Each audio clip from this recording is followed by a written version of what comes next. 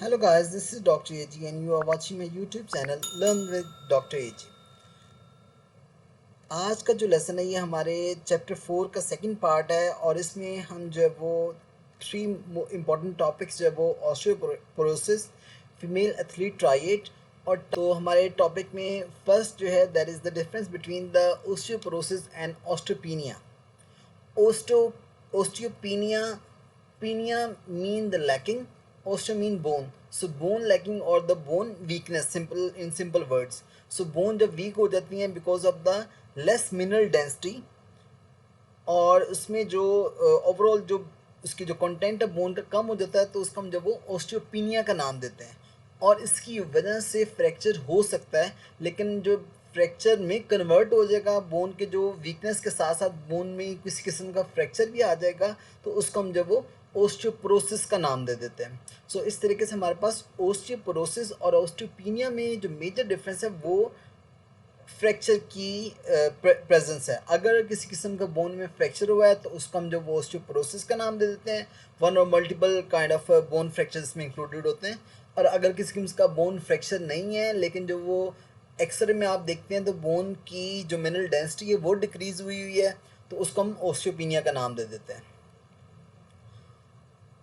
Osteoporosis mostly जब वो elderly people में फाउंड होता है और पोस्ट मिनोपॉजल जो वुमेन है जिनमें स्पेशली जब वो एस्ट्रोजन के लेवल ड्रॉप करने की वजह से बोन वीकनेस जब वो प्रोपगेट कर जाती है into the osteoporosis. So it causes more than half of the fractures in the women and one third in the main, क्योंकि मेल का ओवरऑल जो बोन की डेंसिटी है जो मैक्सिमल जो अचीव होती है वो फीमेल की निस्बत ज़्यादा होती है तो इसमें जो चांसेस ऑफ इंजरी या फ्रैक्चर हैं वो फीमेल में जो कंपैरेटिवली ज़्यादा होते हैं। So it begins as an osteopenia, start में बोन वीकनेस होती है जिसकी वजह से बाद में ऑस्टियोपोरोसिस में डेवलप कर सकता है वो। अब देखते हैं रिस्क फैक्टर्स क्या कुछ हैं जिसकी वजह से ऑस्टियोपोरोसिस डेवलप कर सकता है।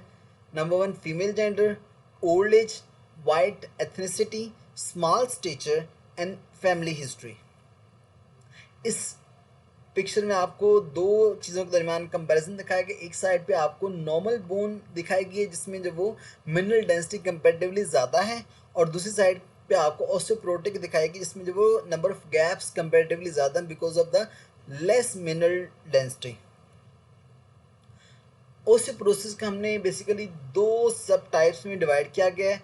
एक जब वो पोस्ट मेनोपॉजल ऑस्टियोपोरोसिस है जो कि मोस्ट ऑफ द टाइम जब वो फीमेल को अफेक्ट करती है और it affects about 50% of the women over the age of 50। 49-50 के बाद जब वो मेनोपॉज होता है फीमेल में तो उसमें एस्ट्रोजन लेवल जब ड्रॉप करता है तो उसके रिजल्ट में जो वो चांसेस होते हैं कि फीमेल जो है वो मिनोपॉज में जाए और मिनोपॉज की वजह से उसका एस्ट्रोजन लेवल ड्रॉप करे और बोन मिनरल डेंसिटी डिक्रीज हो जाए। उस डिक्रीज बोन मिनरल डेंसिटी की वजह से जो वो फ्रैक्चर के चांसेस बढ़ जाते हैं। The first osteoporotic fracture usually begins to occur about 15 years post menopause. Menopause के बाद क्योंकि डिक्लाइन जब वो स्लो होता है और with the passage of time जो है वो प्रोग्रेस करता है तो 15 साल के बाद जब वो टिपिकल काइंड ऑफ जब वो ऑस्टियोपोरोटिक फ्रैक्चर जो वो प्रेजेंट करता है। जेंडर डिफरेंस की बात करें तो men reach higher peak bone mass जैसे ऑलरेडी बताया और strength in the young adulthood, इस लिहाज से जो वो फीमेल में कंपैरेटिवली ज़्यादा होता है। टाइप 2 ऑस्टियोपोरोसिस जो कि एज एसोसिएटेड ऑस्टियोपोरोसिस है, it affects more women and men over the age of 70, क्योंकि जैसे आप 30 या 35 years ऑफ एज है उसके बाद जब वो टिपिकली जो वो बोन मिनरल मैस जो वो स्पेशली कम होना स्टार्ट हो जाता है, डिक्लाइन की तरफ जाता है, क्योंकि जो पीक अचीव होती है वो 30-35 है। उसके बाद जो बोन मैस है वो डिक्लाइन की तरफ जाता है क्योंकि ओवरऑल बॉडी की जो वो लोडिंग है वो भी कम हो जाती है और एक्टिविटी भी कम हो जाती है, मसल एक्टिविटी कम हो जाती है जिसके रिजल्ट में बोन पे जो लोडिंग है वो कम हो जाती है और बोन अपने आप को रीमॉडल करना स्टार्ट कर देती है और इसकी वजह से बोन जो वीक होना स्टार्ट हो जाती है। So after the age of 60 about 90% of all the fracture in both men and women are osteoporosis related। अब कौन कौन से कॉमन साइट्स है जहाँ पे फ्रैक्चर के चांसेस ज़्यादा कॉमन होते हैं? आपकी radius, ulna, femoral neck and the spine. Spine में स्पेशली जो आपके जो कंप्रेशन फ्रैक्चर्स होते हैं, स्ट्रेस फ्रैक्चर जिनको हम नाम देते हैं, तो वो ज़्यादा कॉमन होते हैं फीमेल में स्पेशली. सो सिम्टम्स क्या है इसमें? Back pain derived from the fracture of the weakened trabecular bone of the vertebral bodies. जो वर्टिब्रल स्पाइन में आपकी जो वर्टिब्रल बॉडीज़ हैं, उनकी जो ट्रेबेकुलर बोन, जो स्पॉन्जी बोन है, वो जब वीक हो जाती है तो वो फ्रैक्चर को लीड करती है.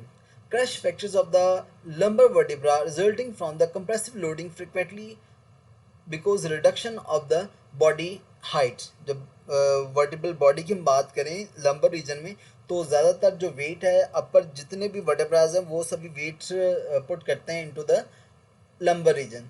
जब लंबर रीजन में इंक्रीज करती है कंप्रेशन, तो उसकी वजह से फ्रैक्चर के चांसेस बढ़ जाते हैं. अब देखें जी, सिम्टम्स क्या कुछ हमारे पास ऑस्टियोपोरोसिस के प्रेजेंट करते हैं हमारे, जैसे ड्रैगर्स हम्प है, जैसे आपको ये पिक्चर में दिखाई गई है.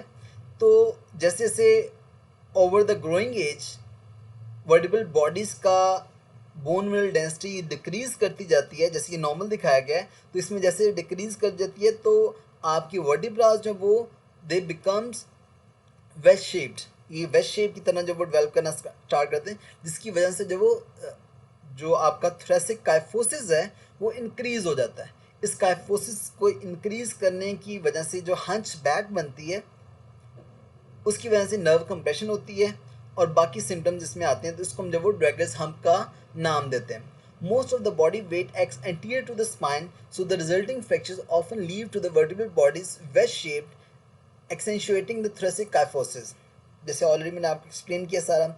As spinal height is lost, there is added discomfort from the rib cage presenting on the pressing on the pelvis. जैसे इसमें दिखाया कि अगर यहाँ पे रिब्स हों तो वो भी जो वो लोअर बॉडी पे जो वो प्रेशर इंक्रीज कर देती हैं. जैसे ये देखें ज़रा, इसमें जो नॉर्मल अलाइनमेंट है, नॉर्मल अलाइनमेंट में जो आपका इसमें फोर्स जो लग रही है, जो लोडिंग है, दैट इज़ द 12 lb. और जैसे जैसे इसका जो काफोटिक पोस्चर डेवलप करता है, आपका फॉरवर्ड हेड पोस्चर डेवलप करता जाता है, जैसे जैसे सेंटर ऑफ ग्रेविटी से फॉरवर्ड जाता है तो उसका जो वो लोडिंग भी बढ़ जाती है और एज अ रिजल्ट में जो वो बोन पे कंप्रेशन बढ़ जाता है. ये एक टिपिकल आपको जो ड्रैगर्स हम्प दिखाया गया, फीमेल की जब वो स्पाइन जब वो कर्व कर गई है इसमें. नेक्स्ट हमारा जो इम्पोर्टेंट टॉपिक है that is the female athlete triad. Triad से मुराद जब वो कम्बिनेशन ऑफ 3. सो फीमेल जो एथलीट्स हैं स्पेशली, उनमें 3 चीज़ें मिलकर जब वो प्रेजेंट होती हैं as a female athlete triad. इनमें 3 चीज़ों में most important thing is the bone loss और the osteoporosis. Number 2 is the menstrual disturbance or the amenorrhea. Number 3 is the low energy availability or the eating disorder. Eating disorder की वजह से जब वो आपकी प्रॉपर जो एनर्जी बॉडी को नहीं मिलती, जो न्यूट्रिएंट्स बॉडी को रिक्वायर्ड है, अगर फीमेल जो उसका ख्याल न करे तो उनकी जब वो एनर्जी जो वो कम मिलती है और एज अ रिजल्ट जो वो ये 3 का कंपैरिजन जो आपको दिखाया गया है. This condition often goes unrecognised. ज़्यादा लोगों को इतना ईजिली जो वो आइडेंटिफाई नहीं होती. The triad can result in negative consequences ranging from the irreversible bone loss to the death.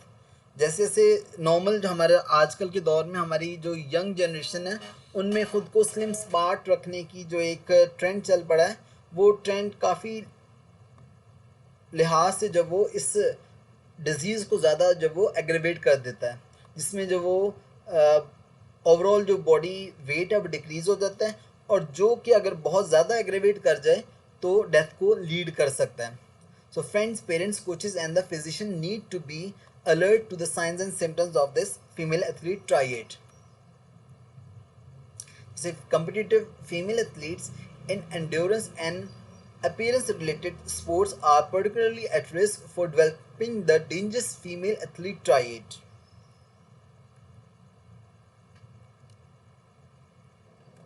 So the 3 important components of the female athlete triad are the eating disorder. It affects 1 to 10% of all the adolescent and the college going women, displayed in 62% of the female athletes. Amenorrhoea is the cessation of the menses. अब इसकी detail जो हम आगे देखेंगे amenorrhoea की। Osteoporosis is the decrease in bone mass and strength, जैसे हमने तीनों को ऑलरेडी डिस्कस किया। सो ईटिंग डिसऑर्डर में हमारे पास है anorexia nervosa and bulimia nervosa. Anorexia nervosa में जो बॉडी वेट है वो 15% और मोर बिलो द मिनिमल नॉर्मल। जो मिनिमल नॉर्मल है उसमें BMI की हम बात करें तो 25, जो 25 टू 16 या 18 होता है। तो उससे भी अगर बिलो चला जाए तो उसको हम एनोरेक्सिया नर्वोसा में काउंट कर लेते हैं। सो इसमें क्या होता है जी, fear of gaining weight and disturb body image and amenorrhoea. Amenorrhoea mean the cessation of the menstrual cycle. Bulimia nervosa, bulimia nervosa की जो टिपिकल इसकी symptom that is the binge eating. Female जब वो बिंजेस में खाती हैं, ठीक है, और उसके रिजल्ट में जब वो इंड्यूस वॉमिटिंग जब वो करती हैं कि अपने डर से कि उनका वेट इंक्रीज हो जाएगा इतना खाने से, तो वो उसके बाद जब वो इंड्यूस वॉमिटिंग करती हैं, लेग्जेक्टिव लेती हैं, डायरेटिक लेती हैं, क्रैश डाइट करती हैं और एक्सरसाइज करती हैं। और इनके एज अ होल जब वो फीमेल जब वो बुलिमिया नर्वोसा के तौर पर प्रेजेंट करती हैं। इम्यूनोरिया की बात करें तो हमारे पास दो किस्म के amenorrhoea, primary and the secondary. Primary is the delayed menarche beyond the age of 16। Menarche is the start of the menstrual cycle. Normally जो मेंस्ट्रुअल साइकिल स्टार्ट होता है that is between the age of 12 to 14 और 16। अगर 16 years of as तक भी जब वो मेनार्ची start ना हो तो उसको हम जब वो प्राइमरी एमेनोरिया का नाम देते हैं। Secondary amenorrhea is the absence of the consecutive 3 to 6 cycle. जो एक नॉर्मल जो 28 डेज या 1 मंथ का जो साइकिल होता है और कंजेक्टिव 3 to 6 साइकिल्स अगर स्किप हो जाएं या मिस हो जाएं तो उसको हम जब वो सेकेंडरी एमेनोरिया का नाम देते हैं। ओस्टियोपोरोसिस प्रिवेंशन एंड ट्रीटमेंट, हम कैसे इसको प्रिवेंट कर सकते हैं और इसका क्या कुछ ट्रीटमेंट है। देखा जाए तो जनरली बात किया जाए तो ओस्टियोपोरोसिस एक ऐसी डिजीज़ है जिसकी जब वो prevention is easier than the treatment. So इसमें ज़्यादा हम जब वो प्रिवेंशन की तरफ जाते हैं। Lifestyle factors affect bone mineralization. Modified risk factors for the osteoporosis: weight loss, physical inactivity, smoking, caffeine intake, vitamin D and calcium deficiency of both of these। सो ये सारे रिस्क फैक्टर्स हैं जिसकी वजह से ऑस्टियोपोरोसिस डेवलप कर सकता है। तो हमने सबसे पहले इनको जब वो कंट्रोल करना है। क्या कहेंगे पेशेंट को हम? रेगुलर एक्सरसाइज करेंगे, optimise the peak bone mass. जो बोन मैस है उसका जैसे हम चाइल्डहुड से एडोलिसेंट की तरफ जाते हैं तो जितनी ज़्यादा उनकी फिजिकल एक्टिविटी ज़्यादा है, एक्सरसाइज ज़्यादा करते हैं, तो बोन मिनरल डेंसिटी जो अचीव होती है वो भी कंपेरेटिवली ज़्यादा होती है। सो जैसे जैसे ग्रोइंग एज के साथ जब वो आप एक्सरसाइज ज़्यादा करते हैं तो बोन जब ज़्यादा स्ट्रॉन्ग हो जाती है। इसलिए हम जब वो अर्ली एज से जो हम एक्सरसाइज की तरफ जब वो ट्रेंडिंग है। Activities involving the osteogenic impact forces such as jumping has been shown to be effective in increasing the bone mass in children. The most important thing is the bone loading. जितनी ज़्यादा bone पे loading होगी उतनी ज़्यादा जब वो osteogenic impact forces ज़्यादा लगेंगे और बोन जब वो मिनरल डेंसिटी जब वो इंक्रीज होगी, जैसे कि दिखाया गया। सो इसमें हम जो प्रिवेंशन के लिए क्या कर सकते हैं? 5 to 10 sets of 10 jumps done 3 to 5 times per week. आपने वीक में जब वो 3 से 5 दफ़ा जब वो एक्टिविटी परफॉर्म करनी है अपने जब वो नॉर्मल बोन मैस को मेंटेन रखने के लिए। Increase dietary calcium intake exerts a positive influence on the bone mass for women with a dietary deficiency. Recommended adult calcium intake is the 1000 mg per day. एक जो normal जो adult है उसकी जो वो 1000 mg ऑफ कैल्शियम जो वो पर डे होनी चाहिए।